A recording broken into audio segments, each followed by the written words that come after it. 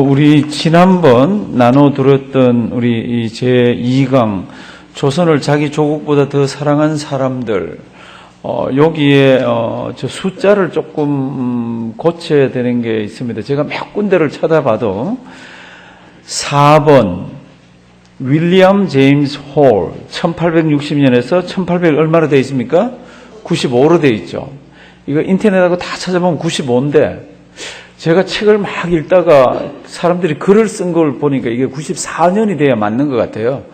그래서 제가 오늘 굉장히 많이 뒤져봤어요. 그랬더니 이 사람 묘비가 나오더라고. 묘비가 지금 양화전에 있는 묘비를 그걸 조금 당겨가지고 보니까 이 사람 돌아가신 거를 1894년이라고 해놨더라고요.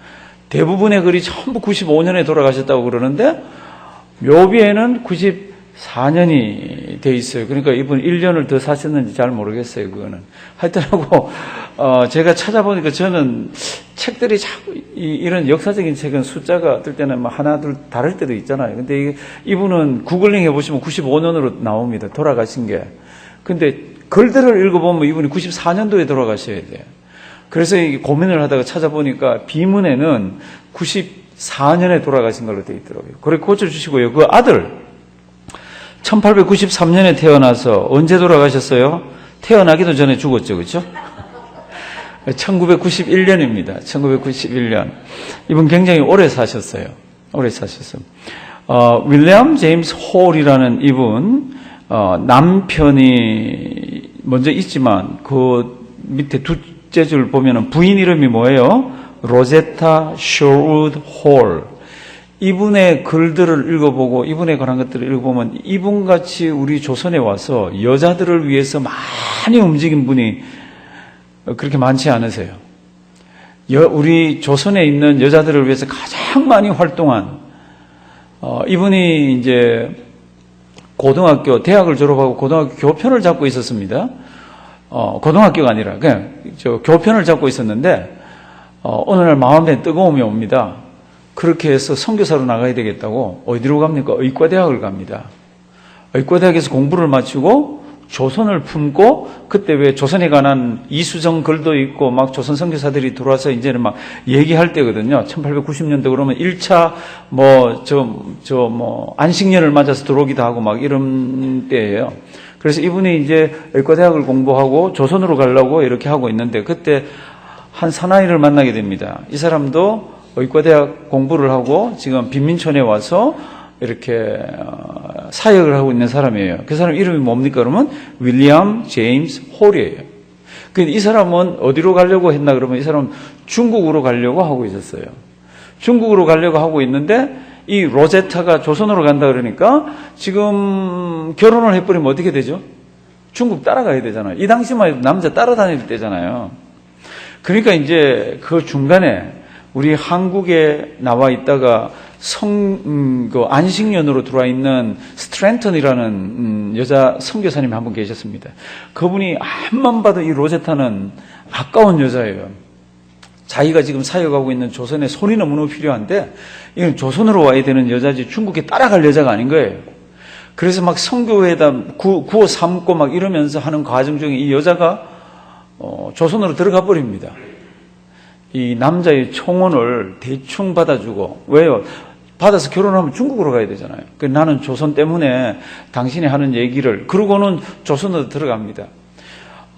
그 조선으로 들어가고 난 뒤에 이제 이 남자가 1년 뒤에 선교부를 자기도 이제 설득을 하고 이러면서, 왜냐하면 중국 가겠다 그러다가 조선으로 바꾸려고 그러면 그 이유가 분명해야 되고요. 그 다음 거기에 대한 펀드가, 이 외국 사람들은 늘 외국 나갈 때 뒤에 펀드가 있습니다.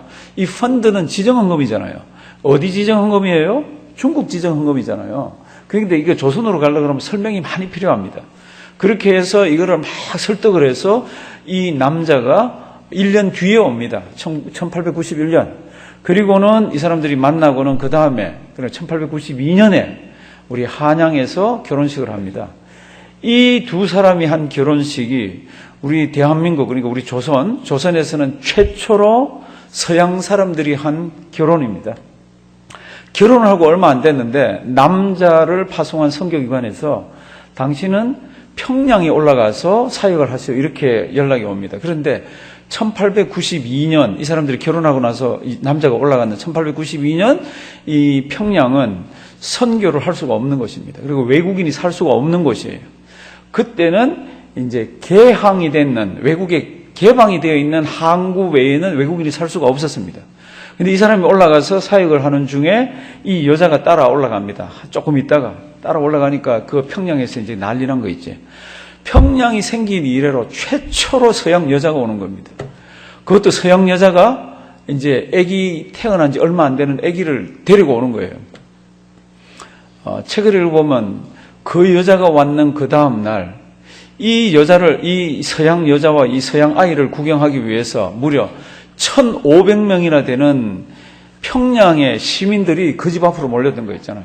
서양 귀신 한번 쳐다보고 어떻게 생긴지 보고 싶다고. 그러니까 이제 문제가 생긴 거잖아요. 1,500명이 한꺼번에 볼 수가 없잖아요. 그래서 또 다른 책들을 이렇게 찾아보면요. 이 로제타 여사하고 이제 제 세 번째 나오는 이 아들, 셔우드 홀. 그러니까 깐난애기 1살도 안 된 깐난애기죠. 깐난애기를 안고 있는 방에 이렇게 있으면은 한 몇 명씩 조를 지어가지고 들어가서 구경 이렇게 하고는 고맙다 그러고 이렇게 인사하고 나오고 또 몇 명이 들어와서 또 이렇게 보고 가고 그랬다 그래요. 참 1890년대가 우리나라가 참 그렇게도 미개할 때예요. 이 여자가 이제 떨어지자마자 조선에 떨어지자마자 그러니까 남편이 안 왔을 때죠, 그렇죠? 떨어지자마자 여기에서 일을 합니다. 이거 혹시 들어본 분 계세요? 무슨 여관이라고 돼 있는데 앞에 한번 보여주실래요? 예, 이거 혹시 들어보셨어요? 못 들어봤죠. 이게 한양에 있던 여성 전용 병원입니다. 오니까 벌써 이런 병원이 선교사는 아닌데 의사들을 통해 가지고 이런 병원이 있는 거예요. 조선시대는 남자 의사가 여자를 못 하잖아요. 그렇죠? 남자 한의사 선생님이 여자를 보려고 그러면 어떻게 해요? 근데 실도록 해가지고 여러 가지 그게 뭐가 정확하겠어요? 임신했습니다. 그때 말로는 회음했습니다. 그러면 막 좋아서 박수치고 그랬는데 이때 여자들만 가는 병원을 보구여관이라고 그랬는데 이거는 둘 다를 쓰고 있더라고요. 요보자를 쓰기도 하고 요보자를 쓰기도 하고 근데 요보자를 쓰는 표현이 더 많더라고요. 이 병원에서 떨어지자마자 그 다음날 가서부터 이 사람이 사역을 했습니다. 이 사람이 제물포에 1890년에 떨어지고 나서 제물포에 떨어지고 그 다음날 가마를 타고 한양으로 갑니다. 그리고 가마를 타고 한양으로 가서 이렇게 표현되어 있습니다. 그녀가 그때까지 본 도시 중에서 가장 더럽고 보잘것없는 도시라고 이렇게. 그때 한양이 어땠는지 지금이야 뭐 전 세계 내놔도 삐까뻔쩍하지만은요. 그 당시에 이 여자가 조선인을 위해서 목숨 내서 사역을 하러 왔을 때는 그 사람들 눈에는 그렇게 보인 겁니다. 가서 이제 그 다음 날부터 사역을 했습니다. 시차도 있고 막 그럴 텐데. 그런데 얼마 지나지 않아서 16살 먹은 이제 이 여자에 관한 이야기들이에요. 하나님의 사랑이 없으면 이런 일을 못하는 거죠. 한 16살 먹은 여자아이가 오는, 이 여자병원이라고 그랬잖아요. 여자아이가 오는데 화상으로 손가락 3개가 손바닥에 떡 붙어버렸습니다. 불나서 이렇게 한번 잡아서 붙어버리잖아요. 이거를 이 로제타 이분이 이 수술을 해줍니다. 그런데 이거 화상을 수술해 주려고 그러니까 살점이 필요한 거라. 그래서 이제 살점을 구하려고 그러니까 이 살점을 못 구하겠는 거라. 부모도 그렇고 형제 자모도 그렇고 살점을 내놓지 않는 거예요. 왜 안 내놔요? 그 당시 뭐가 있어요? 신체 발부는 수지 뭐예요? 부모라. 머리도 안 깎잖아요. 이걸 붙었는데 이걸 다른 살을 내가지고 이거 수술을 해야 되는데 그래서 이 글들을 보면 이 로제타 여사가 자기 몸의 3군데를 뜯어내가지고 이 여자아이를 살려줍니다. 이 여자 거를 보면요, 제가 이렇게 대단한 사람이 그렇습니다. 남편이 이제 저기 평양으로 올라가서 이제 사역을 할 때 1894년에 청일 전쟁이 터집니다. 청일 전쟁이 터지면 얼마나 환자들이 많이 밀려옵니까? 그 환자들 돌보다 하다가 이 남편이 자기도 그 병에 걸립니다. 뭐 어떤 사람은 이질이라 그러고 어떤 사람은 장티푸스라 그러고 뭔지는 모르겠지만 하여튼 병에 걸려서 병 치료를 하기 위해서 서울로 오다가 죽습니다. 그때 이 아들 나이가 한 돌 보름이 안 됐습니다. 한 돌 14일. 그러니까 자기 큰아들, 지금 여기 나오는 셔우드 홀. 이 사람 나이가 한 돌 탁 지나서 한 돌 지나고 한 달이 안 됐습니다. 그리고는 이 여자 뱃속에는 6개월인지 7개월인지 되는 아기가 있었습니다. 그러니까 이 아이를, 그리고 이 태아를 품고 이 장례를 치릅니다. 그리고는 아기를 낳기 위해서 미국으로 돌아옵니다. 미국으로 돌아와서 이제 자기 남편을 보낸 교회로 이렇게 갑니다. 가서 예배를 같이 드립니다. 그랬더니 주변에 있는 많은 사람들이, 미국 사람들도 조의금이 있는 모양이죠. 제가 책을 보니까 조의금을 많이 줬는데 그 조의금을 다 그냥 가지고 있다가 나중에 평양으로 돌아와서 그걸 가지고 남편 이름을 딴 병원을 짓습니다. 참 재미나는 분이에요.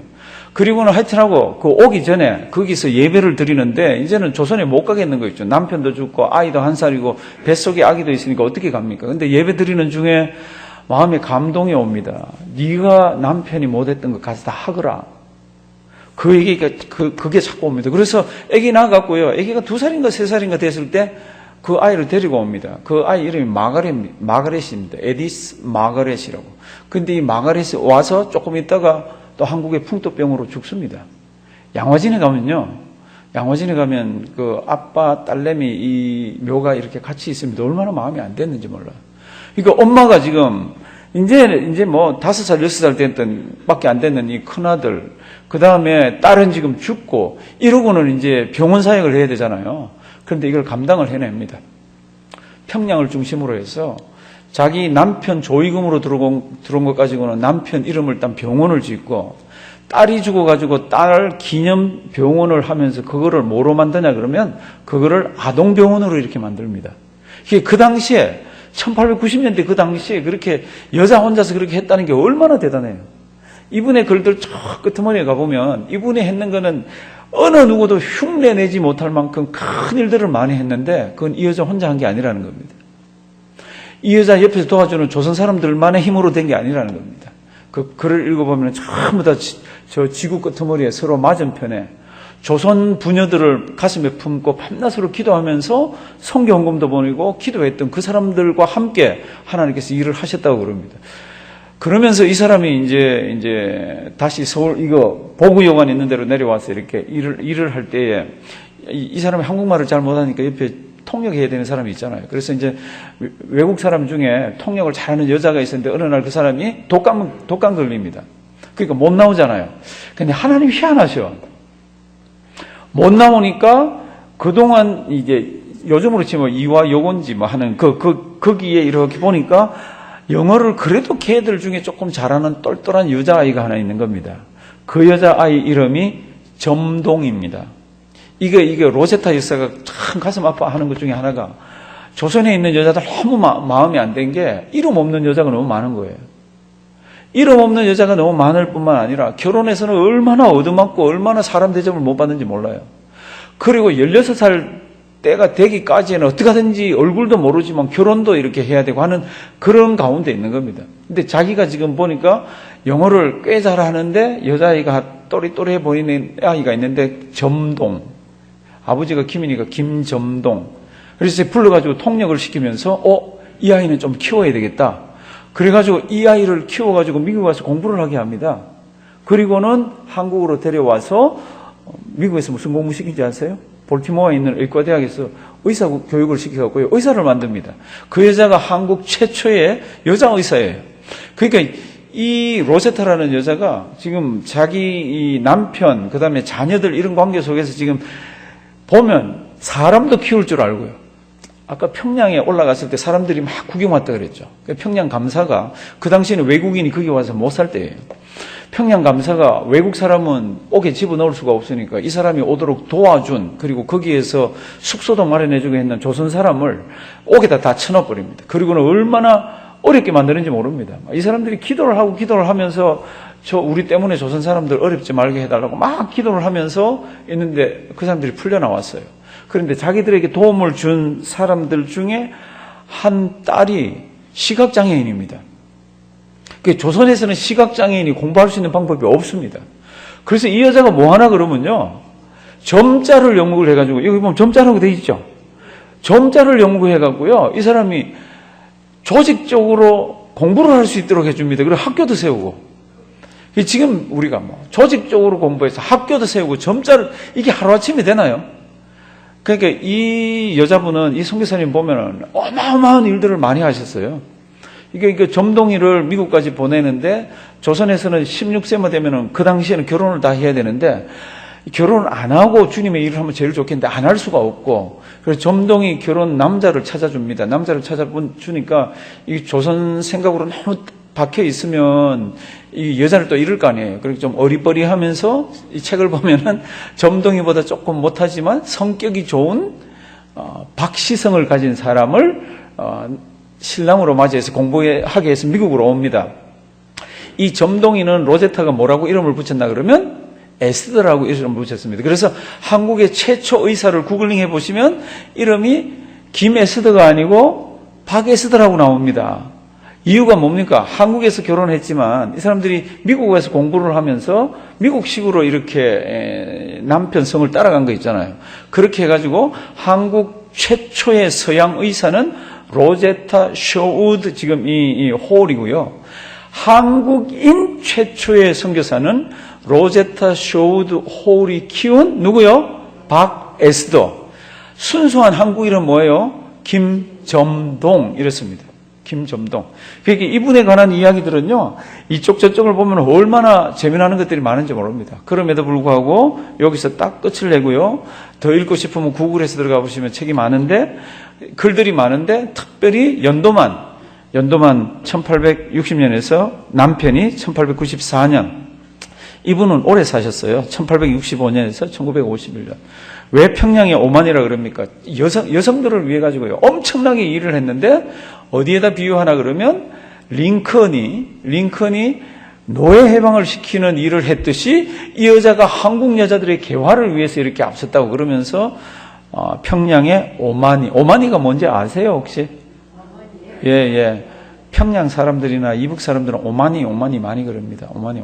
그러니까 이분에 대해서 그렇습니다. 그리고 이제 아들, 쇼우드 홀은, 한국에서 외국인 학교 다니면서 중학교까지 다닙니다. 그래서 한국말도 잘하는 거죠. 그리고는 엄마가 미국까지 보내가지고 너 한국에서 사역을 더 효과적으로 하려고 그러면 의과대학에 가라. 몰아쳐가지고 의사 공부를 하고요. 그리고는 이 아들이, 여기 지금 결핵협회 설립한다 그랬죠. 이걸 왜 하나 그러면, 이 엄마는 너무너무 바빠요. 어떻게 보면 월커홀릭이에요. 하나님이 일하는데 막 정신이 없습니다. 그 옆에서 자기 친구같이 대해주고 하는 게 이모 에스더예요. 점동이 이모예요. 그러니까 지금 쇼우드 홀이 엄마보다 에스더 이모를 더 많이 따랐다고 그럽니다. 그런데 에스더 이모가 34살에 죽어요. 우리 한국의 최초 여자 의사가 34세에 죽습니다. 병명이 뭡니까? 뭐 같아요? 여기 지금 뭐 세워놨잖아. 결핵 때문에 죽습니다. 그러니까 이 사람이, 조선에 가만 보니까 결핵 환자가 너무너무 많습니다. 저도 미국 들을 때요, 걸렸습니다. 미국 들을 때는 괜찮았는데, 들어오니까 전부 무슨 검사를 하러 가는데 걸렸어요. 그게 이제 여기 튜베리클린 반응을 하는 거 있잖아요. 그냥 하는 게 아니라 주사약을 꾹 넣어가지고 그냥 간단한 게 아니고 그냥 이렇게, 그거 했더니 이게 뿔룩 올라오는 거 있잖아요. 그러니까 막 병원에서 난리가 났습니다. 한국 사람들은 옛날에 이게 왁진을 맞잖아요. 왁진을 맞으면 잘못되면 이렇게 조금 흔적같이 이렇게 남나 봐요. 하얀 점이 하나 있나 봐요. 하얀 점이. 그 다 지나가서 아무것도 아닌데 미국 사람들은 막 펄쩍펄쩍 뛰는 거 있잖아요. 막 집으로 약이 오기 시작하고요. 제가 미시간에 있을 때. 그래서 제가 그 약을 제가 왜 먹어요? 아무것도 없는데. 그래가지고 안 먹고 이렇게 있다가 뉴욕 올 때는 그냥 왔거든요. 주소를 어떻게 알았는지 뉴욕 주소로도 막 약이 오기 시작하는 거 있잖아요. 미국 사람들은 결핵 굉장히 크게 시작합니다. 그러니까 이 사람이 결핵협회도 세우고, 그 다음 우리가 초등학교 때 이렇게 크리스마스 때마다 이렇게 샀잖아요. 그렇죠? 결핵 환자들을 위해서 크리스마스 씨를 합니다. 그리고는 이분은 굉장히 나이가 많이 들어서 죽습니다. 그리고는 양화진에 묻힙니다. 그러면 한국에서 수고한 분들이 양화진에만 묻혀 있습니까? 그게 이제 오늘 제 3강의 시작입니다. 3강 한번 보실래요? 혹시 그 윌리엄 제임스 홀은 뭐 그렇게 많은 글들이 없습니다. 그런데 로제타 홀은요, 굉장히 이분에 대한 거는 많이 있습니다. 저도 이렇게 보고 얼마나 감명을 많이 받았는지, 여자의 힘으로요, 참 못할 일을 했습니다. 힘든 일을 했어요. 근데 가만 보니까 이 미국 쪽에서 선교비만 보는 게 아니라 그 사역을 위해서 기도하는 팀들이 있더라고. 그런 분들 때문에 이 선교 사역이 가능했습니다. 혹시 우리 가까이에 선교사님이 있거나 우리가 돕는 구역이나 단체에 선교사님들이 있으면요, 우리 기도 많이 하시길 바랍니다. 하나님께서 우리의 기도를 들어서, 우리는 모르지만 선교지에서는 하나님께서 아주 능력껏 일하게 하십니다. 그 1번 보시면요, 1번 우리 선교지 묘지라고, 선교사 묘지라고 되어 있죠. 우리는 양화진에만 있다고 혹시 오해할 수도 있습니다. 그래서 제가 선교지 묘지는요, 한국에 수도 없이 많이 흩어져 있습니다. 양화진보다도 훨씬 많습니다. 흩어져 있는 게. 양화진에는 500구의 시체가 있는, 다 선교사님은 아니에요. 500구 정도가 있는데 그중에 한 400구 정도가 묘비가 있습니다. 그 묘비가 있는 것 중에도 다 선교사님이 아니에요. 우리 선교사님을 돕던 분들, 뭐 어떤 데는 미 8군에서 근무했던 분, 뭐 이런 분들도 그 속에 좀 들어가 있어요. 우리가 눈여겨봐야 되는 것들은 1880년도에서 한 1900, 한 20, 30년도까지 아니면 3, 40년도까지 이렇게 그때까지 하신 분들이, 사역하신 분들이, 돌아가신 거는 그 후에 돌아가셨어도 그 다음에 이렇게 이제 선교 사역하는 분들은 다른 모습으로 있는 분들이 많습니다. 그래서 거기에는 뭐 하여튼하고 한 300, 400 뭐 이 정도의 선교사님들이 있다 치지만 그다음 한번 보십시오. 양화진이 제일 이렇게 모아놔서 많고요. 그다음 어디에 있어요? 인천. 그다음에 어디 있어요? 광주. 이 광주는 경기도 광주 아닙니다. 전라도 광주에도 많습니다. 그다음요 부산. 그 다음요, 대구, 그 다음요, 대전, 원산, 여수, 공주 등등 전국에 얼마나 흩어져 있는지 모릅니다. 선교사님 이 묘가 양화진에는 한성을 중심으로, 한양을 중심으로 해서 있던 분들이 이렇게 다 이렇게 되어 있지만은요, 이 지역마다 우리 조국을 위해서 눈물 흘리며 기도하면서 자기의 젊음을 다 바쳤던 분들의 그런 묘가 이렇게도 많이 있습니다. 우리 참 감사한 일이죠. 그러니까 성도님들 서울 가시면 꼭 양화진 한번 들려보십시오. 양화진은 우리 그 언더우드 아펜젤러하고 그래도 제일 먼저 이 땅에 발을 들였다는 정식 선교사 있고, 뭐 알레는 다른 얘기고, 잔 헤론도 있고, 뭐 그런 분들을 이렇게 보시면 됩니다. 그다음 2번 보시면요, 2번. 조선에 온 수많은 선교사님들 중에 특히 우리 양화진은 우리가 쭉 앞에서 봐왔기 때문에 500여 구의 무덤이 있는데 비문이 있는 것이 400여 개 정도. 그 중에 미국인이 230명. 그리고 미국이 그래도 우리 조선의 선교를 위해서는 제일 많은 사람들이 왔습니다. 러시아인도 있습니다. 영국인도 있고, 프랑스인도 있고, 독일인도 있고, 호주인도 있고, 캐나다인도 있고. 제가 이제 이렇게 이름을 넣어놓은 이유가 뭔가 하면 그 다음 얘기를 하고 싶어서 그래요. 이 사람들이 수백 명이, 그리고 수백 명이 아니에요. 수천 명이 온 거지. 어떻게 보면. 정식으로 이제 쇄국 정치가, 대원군이 자기 이 패권을 쥐고 이거 쇄국 정치를 쓰던 게 1873년까지예요. 1963년에서 73년. 그 다음에는 고종이 그걸 물려받습니다. 그걸 어떻게 물려받습니까? 그거 알죠? 이 대원군이 자기 아들이 이제 왕이 되고 이제 그래서 이제 비를 구해야 되잖아요. 비를 구할 때 그 당시에 제일 힘을 많이 쓰고 있는 그런 조정이 그게 안동 김씨입니다. 그러니까 지금 안동 김씨들은 고종 옆에 안동 김씨 아가씨를 넣으려고 이제 왕비로 넣으려고 뒤에서 막 작업도 하고 조금만 뛰어난다 그러면 다 죽이고 막 이럴 때예요. 대원군이 가만 생각해 보니까 그 안동 김씨를 넣으면 안 되겠는 거 있죠. 그 다음에 또 제법 괜찮은 집을 집어넣으면 또 이게 외척이 돼가지고 또 달라들 거 아니에요. 또 어렵게 만들 거 아니에요. 그래서 가만 보니까 자기 와이프의 먼 친척 되는데 아버지가 돌아가셨어. 전혀 힘을 못 쓰는 가문이에요. 조금 예쁜 딸이 하나 있는 거라. 그래서 이제 간택하는 과정을 거쳐가지고 집어넣습니다. 이 대원군의 와이프의 성이 뭘 것 같아요? 예, 민씨예요. 그러니까 누가 들어옵니까? 민비가 들어오죠. 근데 민비가 굉장히 총명하다고 해놨더라고. 민비가 굉장히 이 앞뒤 사리 분별을 잘한다고. 딱 들어와서 보니까 자기 남편을 바지 주머니로 만들어놨잖아요. 시아버지가 다 통치를 하잖아요. 이걸 어떻게 해야 돼요? 이걸 돌려 막아야 되잖아요. 그러니까 이 며느리가 눈에 안 보이게 아버지 반대쪽에 서더라고. 며느리를 누가 이 왕비 자리에 앉히는데 큰 힘을 넣었습니까? 시아버지가. 근데 며느리가 딱 들어와서 보니까 이게 시아버지가 이게 자기 남편을 너무 이렇게 만들어 놓은. 그러니까 민비가 어떡합니까? 민비가 시아버지 반대하는 무리들과 합치기도 하고 이러면서 굉장히 힘을 많이 가지고 있었습니다. 근데 민비가 일본 사람들하고도 뭘 굉장히 많이 했습니다. 근데 죽이긴 누가 죽였어요? 일본 사람이 죽이죠. 그죠? 일본 사람이 죽인 이유는 민비가 보니까 일본이 자꾸 커지고 자기 남편의 힘이 자꾸 약해지는데 가만 보니까 일본이 무서워하는 나라가 하나 있어요. 그게 러시아예요. 그래서 민비가요, 러시아 공사들을 만나고 러시아 사람들을 자꾸 만나기를 시작합니다. 그래서 일본에서 굉장히 위기의식을 느꼈다 그랬죠. 여튼 이런 민비 이제 이야기도 이렇게 있으면서 쇄국 정치가 이제 조금 끝나면서 이제 선교사님들이 많이 들어올 수 있는 여건이 생겼습니다. 그래서 언더우드 아펜셀로 들어오고 난 뒤에요. 그다음에 선교사님들이 굉장히 한국에 많이 들어옵니다.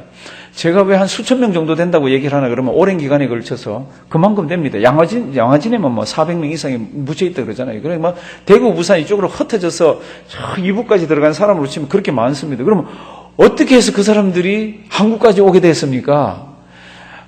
지금 이 3번에 나오는 거는 성교학 책에는 없습니다. 제가 지금 이게 우리 금년 성경 공부를 준비하면서 이렇게 깨달은 것 중에 하나예요. 선교학 책에는 없습니다. 이 3번이 없는데 지금 이제 3번 같은 이런 무브먼트가 이 이제 기독교 서클 내에서 생기기 시작했는데 그 제일 처음이 뭡니까? 그러면 지금 이 3번에 나오는 이 무브먼트예요. 이거를 한 사람이 누굽니까? 우리가 잘 아는 대로 누구예요? D.L. 무디. D.L. 무디 그러면 뭐 성도님들 할 얘기도 그렇고 뭐 많잖아요. 이 사람은 공부를 제대로 못 했습니다.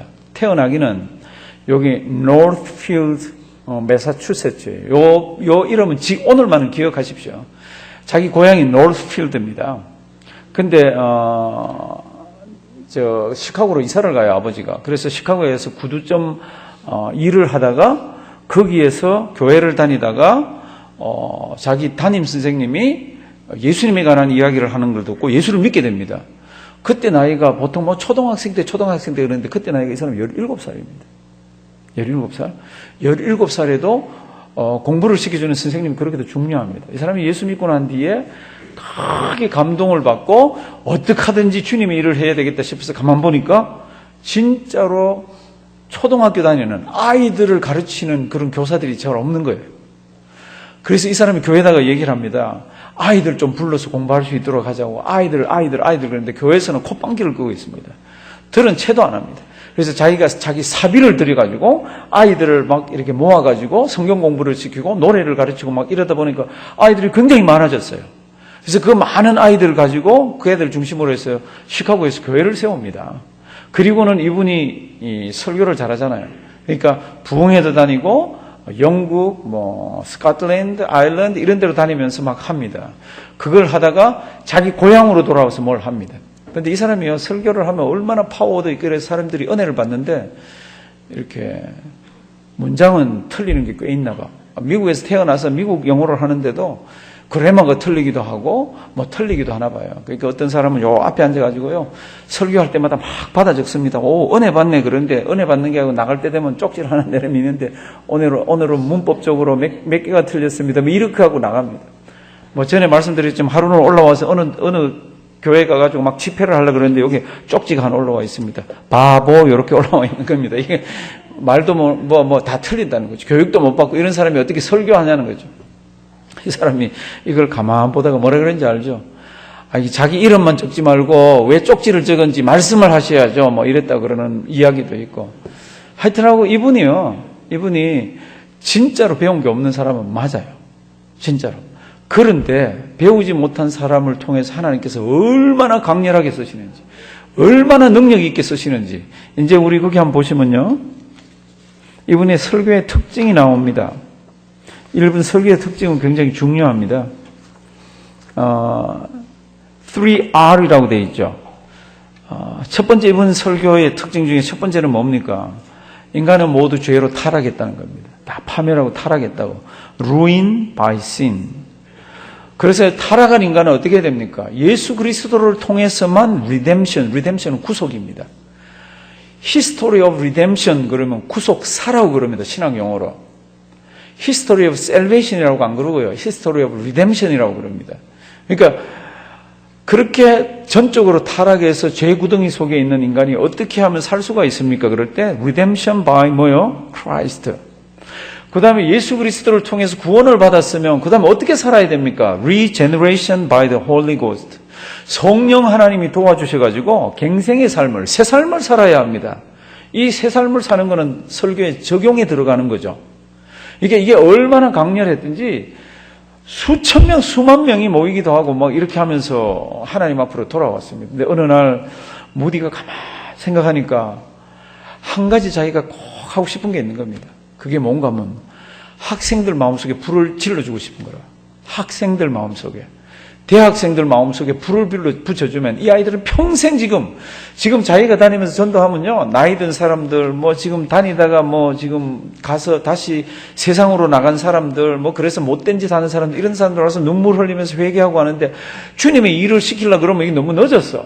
은혜는 받는데. 그러니까 생각한 게 뭡니까? 거기 하나 적혀 있죠. 1886년 First Summer Bible Conference를 어디서요? 노스필드를. 아까 제가 이분 어디서 살았습니까? 처음에 노스필드에서 태어나서 시카고에 가서 살았잖아요. 자기 교회가 시카고에 있는 거예요. 그런데 어디 와서 이걸 합니까? 자기가 태어났던 그 동네 와가지고 컨퍼런스를 엽니다. 컨퍼런스를 열겠다고 4월 달에 공고를 하고 아마 6월 달에 컨퍼런스를 한 것 같아요. 아이들 방학이니까. 그때 몇 명이 옵니까? 250명이 왔다고. 학생들. 짧은 시간이지만 많은 학생들이 왔다고. 그런데 놀랍게도 그 컨퍼런스에서 성경 사경회 같이 또 그리고 또 세미나 하면서 또 그러면 부흥회 하면서 이런 과정을 거쳐가지고 250명의 젊은이가 왔는데 그 중에 100명이 뭐 합니까? 선교사로 나가겠습니다. 그냥 선교사가 아니라 foreign missionary로 나가겠다. 나는 해외 선교로 나가겠다고 그렇게 막 결심을 합니다.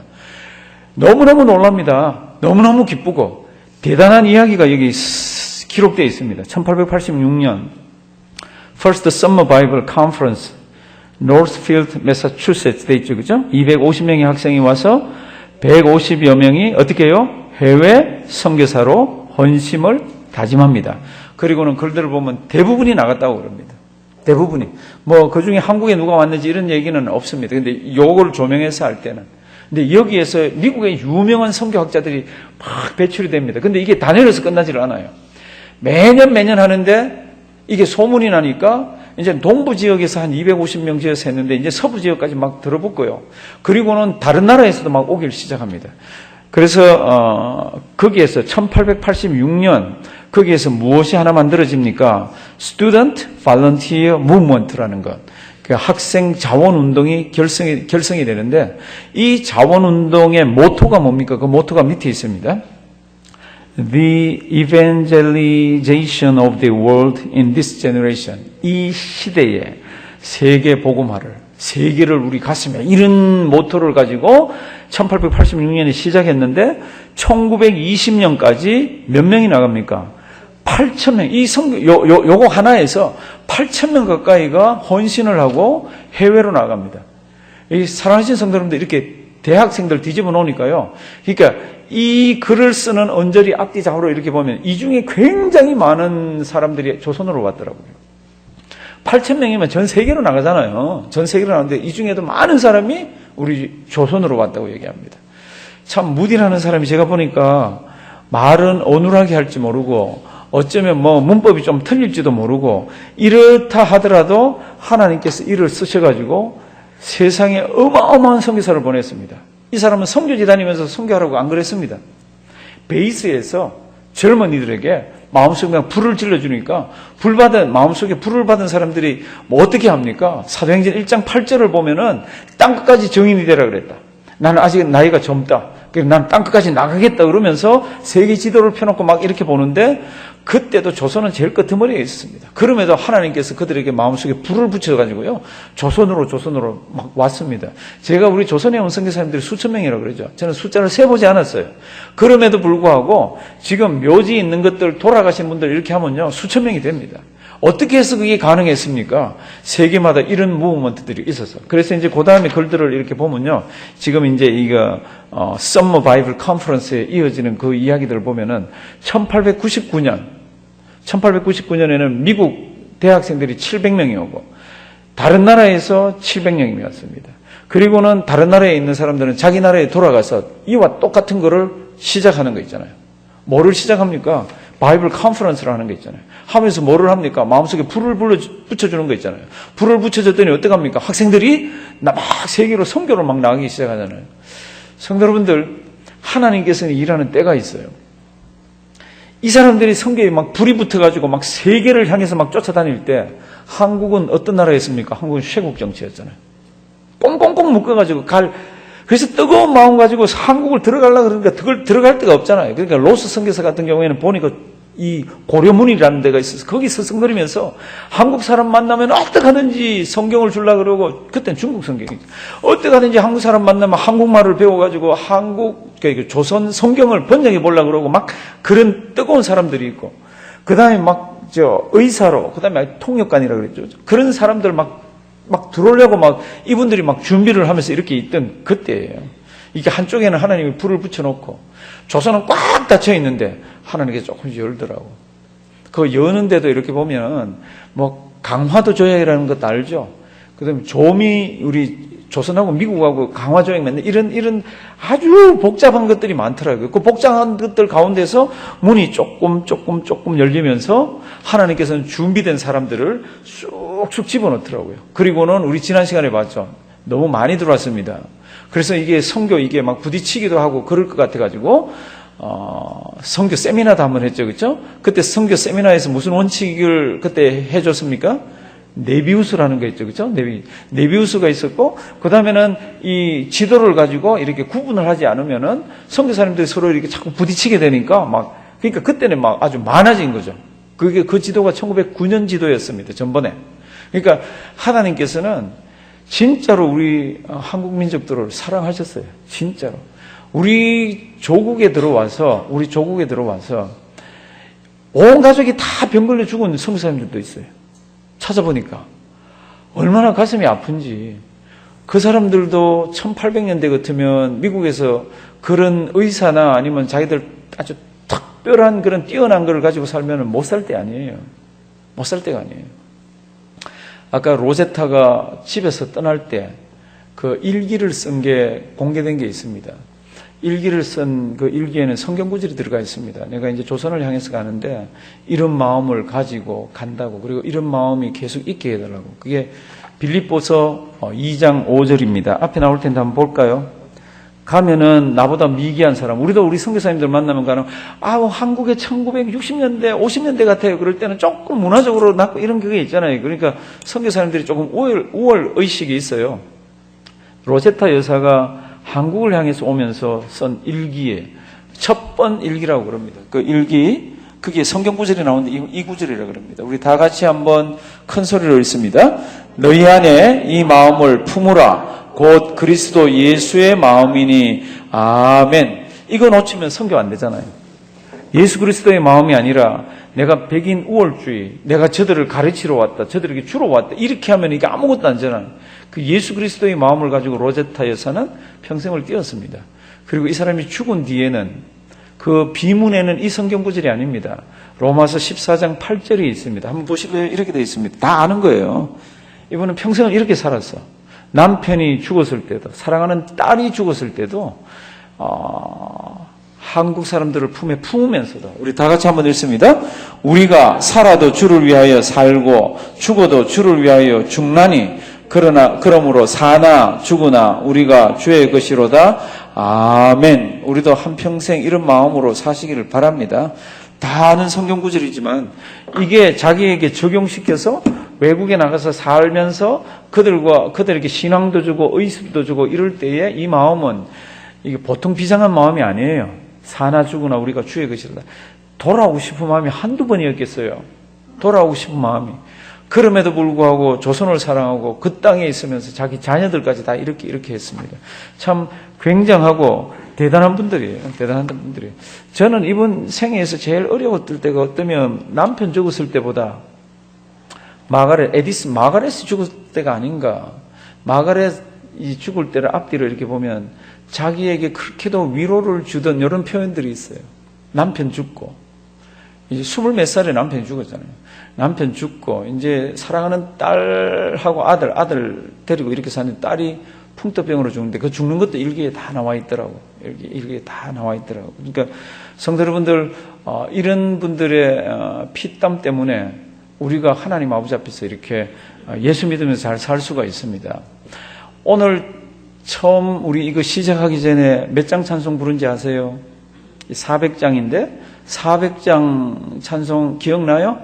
나가세 찬송가 있으면 한번 펴보실래요? 이 찬송은 예를 들면 뭐 찬송가 펴서 제가 지금 보자는데 안 봐도 찬송을 불러보면 어떤 것 같아요? 막 이렇게 막 주님의 일하러 막 나가야 되죠, 그렇죠? 막 나가는 거죠, 그렇죠? 이거 누가 지었습니까? 모든 찬송의 작사자는 쭉 올라가서 왼쪽에 이름이 있습니다. 작사자. 그 다음에 오른쪽이 작곡자가 있습니다. 이 곡을 누가 이 기도문, 이 작사를 누가 했습니까? D.W. 위틀이라고 돼 있죠, 그렇죠? D.W. 위틀. 이 사람 고향이 어디입니까? 이 사람 고향이 노스필드입니다. 몇 년도에 작사를 했습니까? 1880 뭐요? 7년. 썸머 컨퍼런스가 한참일 때입니다. 1886년에 시작했다 그랬잖아요. 그리고는 쭉 계속되잖아요. 1887년에 이 곡을 그 동네에서 지었습니다. 이분이 지은 찬송가가 우리 많습니다. 어떤 게 있나 하면요. 제가 좀 찾아봤는데 이번 찬송가가요. 열심히 적고 사무실에 놔뒀나 보다. 그럴 때도 있죠, 뭐. 이분이 지은 게요. 지금부터 이제 제 기억력을 이제 한번 해보는 겁니다. 빈들의 마른 분같이 시들은 나의 영혼. 미국 사람도 잘 안 부릅니다. 그러나 그때는 엄청나게 불렀습니다. 주님이 은혜를 주시고 주님이 내 마음을 만져주셔야 제가 주님의 사역을 합니다. 410장 찬송이 뭐예요? 하나님의 은혜로. 우리 연세 드신 분들은 그거 잘 압니다. 이거 이분이 지었어요. 하나님의 은혜로. 465장 이 사람이 지었습니다. 465장. 뭐더라? 빨리 한번 찾아서 얘기해 주세요. 이때는 저를 도와주시는 겁니다. 465. 예, 구주와 함께 나 죽었으니 구주와 함께 나 살겠네. 그 찬송도 이분이 지었어요. 이분이 지은 찬송가가 우리 찬송가 속에 몇 개가 있습니다. 그런데 제가 오늘 왜 이 찬송을 선택했나 그러면요. 저는 이분을 몰라요. 근데 오늘 이걸 준비하다가 오늘 이 찬송을 해야 되겠다고 해서 찬송을 찾아서 방송실에도 보내고 집사람한테도 주고 이제 그러고 난 뒤에 제 머릿속에 퍼뜩 이 사람 어떤 사람이지? 그리고 찾아보니까 이 사람이 그 지역 사람이에요. 그리고 그 지역에 살았을 뿐만 아니라 이 사람이 찬송가를 굉장히 많이 지었더라고요. 한 200곡. 그런데 제가 이제 이 곡을 선택한 이유는 지금 이 대학생들이 썸머 컨퍼런스를 하면은 막 가슴이 뜨거워져서 세상을 품을 때 어떤 찬송을 불렀을 것 같아요. 퍼뜩 머릿속에 이런 찬송을 불렀을 것 같아요. 이 찬송이라고는 말을 못하는 이유가 아마 1887년 이후에는 불렸겠죠. 첫 해에는 이걸 못 불렀잖아요. 없으니까. 그게 작곡도 1887년에 했습니다. 그러니까 나가세는 그 다음 해부터는 아마 이게 찬송을 터져라고 불렀을 것 같아요. 이 곡이 높아요. 지금 우리가 한 2개나 3개쯤 낮춰서 부릅니다. 그러나 1887년도 사람들은 우리보다 목이 조금 짧고 고음을 우리보다 좀 더 잘 냈습니다. 그러니까 이거 지금 이거로 하는 거 그냥 막 이렇게 하면서 불러서 이렇게 막 세상을 품고 나가서 안 그랬겠어요?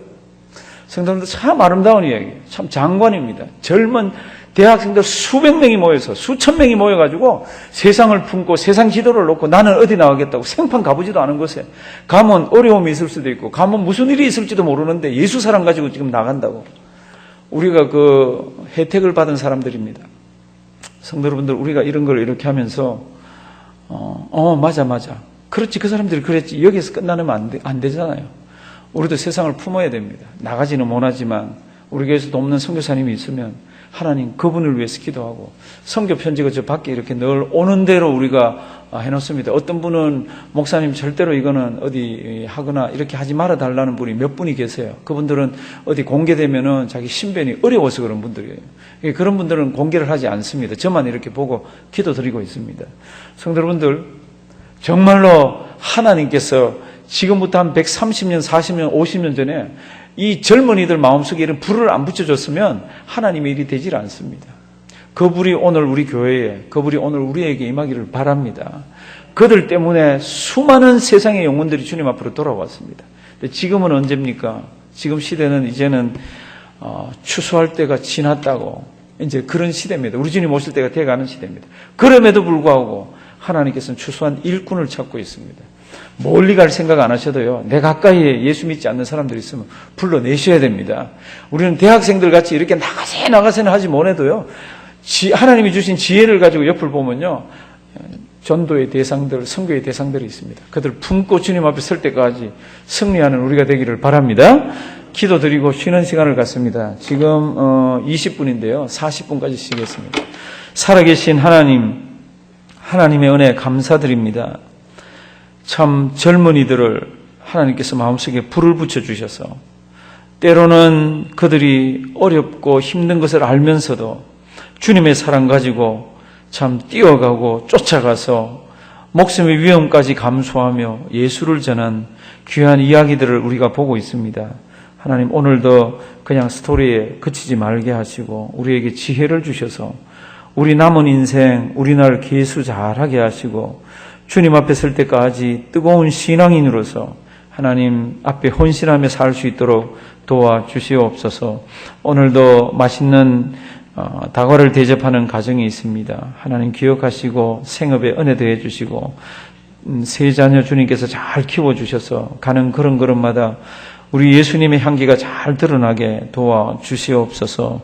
귀한 쉼을 주심을 감사드리옵고 예수님의 이름으로 기도드리옵나이다. 아멘. 오늘 제 3강 제목을 보시면요, 3강 제목이 뭐예요? 예수 씨앗 그리고 부흥. 세상에 보면 부흥의 흔적들이 많아요. 지금 여기 이제 뭐 두 군데만 더 있는데 4번, 5번. 우리 4번만 설명하고 5번은 이런 부흥은 늘 언제 일어납니까? 그러면 예수의 씨앗이, 복음이 정상적으로 떨어져야 부흥이 일어나더라고요. 그거는 어느 부흥이든지 다 마찬가지입니다. 어느 부흥이든지. 지금 드와이트 레이먼 무디가 이렇게 가슴들 속에 불을 붙여줬잖아요. 그 불은 세 가지로 이렇게 요약해서 설교가 돼 있다 그랬죠, 그렇죠? 처음에 뭐라 그랬습니까? Ruin by sin. 두 번째가요, Redemption by Christ. 세 번째가요, Regeneration by the Holy Ghost. 야, 우리 여기 연세 드신 분들 영어 참 잘하신다. 예, 두 번째 Redemption이 무슨 뜻이라 그랬어요? 구원, 구속, 구원. 그래서 성경책은 구속사입니다. 그렇죠? 그래서 그때는 History of 어떻게 해요? Redemption 아니면 Redemptive History 이렇게 표현을 합니다. 그러니까 늘 예수 씨가 뿌려질 때에, 떨어질 때에 그 다음에 부흥들이 일어났습니다. 그러니까 예수 씨가 떨어지면 나타나는 것 중에 하나가 회개고 그렇잖아요. 근데 이제 지금 4번 보시면요, 3번에 이 드와이트 무디가 1886년 바이블 컨퍼런스를 시작하면서 이게 전 세계적으로 쫙쫙 나가는 그 영향을 받아서 웨일즈에서 우리도 하나님의 은혜를 참 사모하면서 그런 움직임이 있으면 좋겠다 그러면서 기도회들이 조금씩 모이기 시작을 했습니다. 웨일즈에서. 그러면 그 당시에 웨일즈의 상황은 어떻습니까? 교회는 있긴 있고 나가기는 나가는데 생활은 완전히 이상했습니다. 도박, 술, 여자, 나쁜 짓 온갖 것들은 다 해대는 그런 곳이 웨일즈가 넓지가 않습니다. 예, 영국인데 웨일즈. 예. 그러니까 이 웨일즈에 이제 복음의 씨가 떨어지는데요. 이 당시에 이런 나라들은 다 교회들이 다 있는 나라잖아요.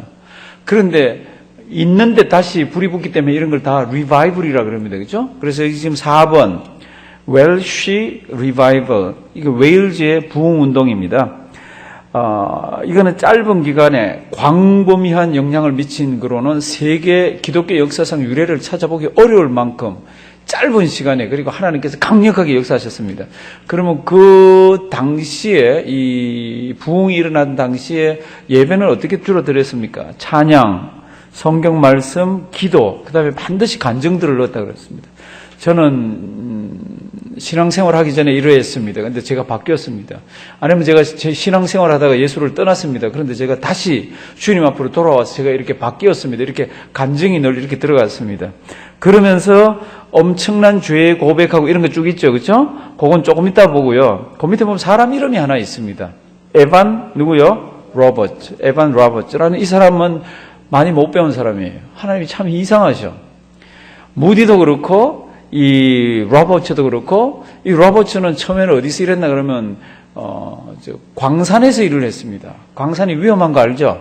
그냥 땅만 파는 게 아니라 이걸 확보에 들어가기 위해서 안에 다이너마이트도 터뜨리고 이렇게 하잖아요. 그리고 때로는 그 속에 있는 공기가 이렇게 폭발하는 공기도 있고, 이렇게 굉장히 위험합니다. 광산에서 일을 하다가 그 다음에는 제철소에 가서 일을 하고 뭐 그랬습니다. 그런데 이 사람이 꼭 하는 게 한 가지인데 그건 성경 말씀만 이 사람은 전해요. 그러다가 이제 제철소에서 신학교에 가서 이제 설교하고 다녔는데, 이 사람은 자기가 가지고 다니는 성경책이 있습니다. 그 성경책은 불에 이렇게 거른 성경책이에요. 자기는 이거 한 건 외에는 자기는 아는 게 없다고. 그러면서 이걸 하는데, 이 성경책은 자기가 광산에서 일을 하다가 늘 광산에도 성경책을 가지고 들어가서 늘 틈만 나면 한번 보려고 가까운 구멍이나 어딘 데를 이렇게 숨겨 놓습니다. 그렇다가 시간이 되면 점심시간 아니면 뭐 쉬는 시간 이러면 얼른 꺼내서 자기가 좋아하는데 보고 하는 그런 성경책이었는데, 어느 날 그 광산이 폭발을 합니다. 굉장히 큰 폭발이었다고 그럽니다. 굉장히 많은 사람이 죽었는데 이 사람은 말짱하게 살고 성경책만 조금 거울러진 거 있잖아요. 성경책만. 그래서 이 사람은 평생 이 성경책, 거울은 성경책만 가지고 다니면서 자기는 독서도 많이 못해서 별거 아는 건 없지만 성경 이야기만 하는데, 하나님께서 어느 순간부터 이 사람을 쓰시는 거예요. 지금 이 웨일즈에 지금 부흥운동이 일어나는 1904년, 5년에 이 사람을 통해 가지고 얼마나 사람들이 바뀌었는지 모릅니다. 이 사람이 하는 설교의 내용을 요약하면, 첫째 뭐예요? 모든 영광 하나님께. 둘째는요, 기도 많이 하십시오. 그런 거고, 셋째, 하나님께 전적으로 순종하십시오. 그럴 때 하나님께서 역사하십니다. 그럴 때 하나님께서 은혜 주십니다. 이러면서 막 이렇게 하는데요. 1904년, 1905년도 아주 그 연도는 두 개로 되어 있지만 아주 짧은 기간, 1904년 이 뒤쪽에서 1905년 이 앞쪽에 이 짧은 기간 동안에 엄청난 죄의 고백, 그리고 묵은 뭐요? 빚이 청산. 친구들한테 돈을 빌리거나 뭐 돈을 빌렸으면 이게 딱 떼먹고 지금 뭐 배째라 이런 식으로 예수 믿는데도 안 하는 거예요. 그거 어떻게 받아요? 어떻게? 뭐 소송하면 길기도 하고 그렇죠. 그러니까 막 그런 사람들이 설교를 듣고는 묵은 빚이 막 청산되고, 이 희한한 게 이렇게 어느 지역에 이 부흥운동이 다시 일어났습니다. 그럴 때 이런 표현은 잘 없어요. 근데 묵은 빚이 청산이 되고, 극장이 문을 닫고, 무신론자들이 회개를 하고, 술꾼이나 도적이나 사기꾼들이 뭐하고요? 회개하고, 새로운 피조물의 역사가 그 지역에 막 다 일어납니다. 근데 이제 중요한 건 그 다음이에요. 불과 몇 주 만에, 5주 만에 몇 명이요? 2만 명이 주님께로 돌아오는 역사가 있습니다. 그러니까 이 웨일즈의 이 소식이 어디로 갑니까? 인도로 갑니다. 인도, 일본 이런 데는요, 이 기독교 역사가 굉장히 길어요. 일본 역사를 보면은 1500년도에 벌써 포르투갈에서, 그리고 불란스에서 이런 데서요, 구교, 신교가 다 들어갔습니다. 1500년대입니다. 1500년대. 우리는 1880 몇 년도에 이제 간신히 뭐라 그러는데, 일본하고는 전부 다 그게 받아들여져 있을 때예요. 그럼에도 불구하고 이 사람들이 새로운 신앙생활을 못하고 있었습니다. 그런데 웨일즈에서의 소식이 막 이렇게 들려옵니다. 어디로요? 인도로. 근데 그 인도에, 인도에 있는 그 북동쪽 있는 그 지역에 그 웨일즈의 장로교 선교사들이 많이 사역을 하고 있었습니다. 그러니까 자기 고국의 소식을 듣잖아요. 근데 고국에서 사람들이 바뀐 이야기, 고국에 하나님의 능력이 나타난 일, 성령 하나님의 역사하는 일, 이렇게 막 들려옵니다. 그러니까 이분들이 중심이 돼가지고 기도회를 조직하면서 하나님 이 땅에도 그러면서 1905년도쯤에 인도에 이런 리바이벌 운동이 일어납니다. 사랑하시는 성도 여러분들, 하나님의 말씀은 어느 한 군데 딱 주면 가만 안 있더라고. 그 씨가 다른 곳으로 뻥 이렇게 튀면서 선교의 장으로 만들고 때로는 그걸 가지고 능력이 나타나고 그렇더라고. 어떻게 보면 우리도 안 그래요? 누군가가 우리한테 뻥 이렇게 졌는데 우리 통해 가지고 우리 가정이 변화되기도 하고 주변에 있는 친구들이 변화되기도 하고 아니면 교회가 변화되기도 하고 이런 역사들이 있잖아요. 이게 하나님 아버지 앞에서는 하나님의 정확한 말씀이 이렇게 떨어져야 그 말씀들이 폭발하기도 하고 자라기도 하고 그렇더라고요. 여기 지금 4번에 나오는 에반 라버츠라는 사람 이 글들이 이렇게 구글해서 들어가 보시면 나올 거예요. 그분 책을 읽어보면 이분은 첫 페이지부터 끝까지 다 읽은 책은 한 권밖에 없다 그럽니다. 뭐요? 성경책. 다른 거는 이 사람 관심이 없는 사람이더라고요. 그 성경책만 붙들고 오직 하나님께 영광. 그리고 기도 많이 하셔야 됩니다. 기도라는 뜻은 피조물이 구원해준 창조주와 구속주에게 내 속에 있는 것들을 토해내는 거잖아요. 그러니까 기도 많이 하고 하나님께 전적으로 매어 달리고 순종하면은 하나님이 은혜 주십니다. 이제 다음에 우리가 볼 게 여기서만 끝나지 않잖아요. 이 소식을 들은 한국에 있는 선교사님들이 막 갈급합니다. 그 뜨거운 마음으로 막 선교지에 와가지고 막 불같이 토하면서 일할 것 같았는데 일하다가 선교사님들끼리 싸우고 그래서 선교사님들이 회개하는 것 중에는요 가장 큰 것 중에 하나가 동료 선교사들을 미워했다는 게 그렇게도 많이 나옵니다. 희한하죠, 그렇죠? 다 목숨 걸고 그렇게 왔는데 동료 선교사를 미워했다는 거하고 또 하나가 뭔가 하면은 한국 사람들을 멸시했다는 거. 겉으로는 표를 안 내죠. 미국 사람들 점잖하죠. 근데 막 회개할 때 보면 그런 것들이 막 튀어나옵니다. 어디에 영향을 받습니까? 다 이런 무브먼트 속에서 영향을 이렇게 다 받게 됩니다. 우리가 지금 이렇게 해서 지금 3강까지 나왔습니다. 다음 주에는 이제 평양 이제 대부흥에 관한 것 한번 다음 주일지 그 다음 주일지 모르지만 근데 원산 회개 운동도 있고요. 그 다음에 한국에서 최초로 목사 안수를 받은 사람들이 있습니다. 그 최초로 목사를 안수를 받은 사람들 중에 한 사람이 선교사로 나갑니다. 1900년대 초에 선교가 뭔지도 모르고 아무것도 모를 때 그 사람이 선교사로 파송을 받아서 어디로 갑니까? 탐나국으로 갑니다. 탐나국이 어디예요? 예, 탐나국으로 갑니다. 지금은 제주도 그런 페리도 가고 비행기도 가고 저가 항공도 가고 그렇지만은요. 그 당시에는 얼마나 망설였는지 몰라요. 이 사람도 안 가고 싶어가지고 망설였는지 모릅니다. 그런데도 하나님이 보내셔가지고 그분을 통해서 제주도의 교회가 12개인가 몇 개가 서면서 이런 이야기들이 아름다운 이야기들이 우리 역사들 속에 이렇게 있습니다. 오늘도 하나님께서는 하나님 손에 붙들리는 사람을 쓰고요. 하나님 저를 써주세요. 그러면 하나님께서는 이렇게 사양하지 않고 써주시더라고. 우리 하나님 손에 붙잡혀서 남은 인생 충실되게 신앙생활하는 우리가 되기를 주님의 이름으로 부탁드립니다. 살아계신 하나님 참 감사드립니다. 피 흘린 자들이 희생한 자들이 하나님의 복음을 먼저 깨달은 자들이 우리 땅에 와서 복음을 전해주어서 우리도 그 복음을 믿게 되었습니다. 하나님 저들의 자손들에게 저들의 노고를 하나님이 은혜 더해 주시옵시고 살아있는 우리들, 복음을 받은 우리들, 주변에 믿지 않는 자들, 먼 곳에 믿지 않는 자들을 기억하며 기도하며 우리의 마음을 뜨겁게 데울 수 있도록 도와주시옵소서. 세상은 신앙을 자꾸 시키는 쪽으로 갑니다. 세상은 점점 복잡 이상해져 가고 있습니다. 이 속에서 말씀 붙들고 우리에게 허락하신 교회 잘 붙들고 우리 인생을 잘 마감하는 귀한 우리가 되도록 도와주시옵소서. 하나님 원하옵기는 이런 선교사님들과 또 주변의 주님의 역사를 보는 동안에 우리 어려운 문제들이 해결되게 하기도 하시고 때로는 질병이 낫게도 하시고 뜨거운 마음 가운데서 결단도 하게 하시고 하나님의 크신 능력이 임하게 도와주시옵소서. 예수님의 이름으로 기도드리옵나이다. 아멘.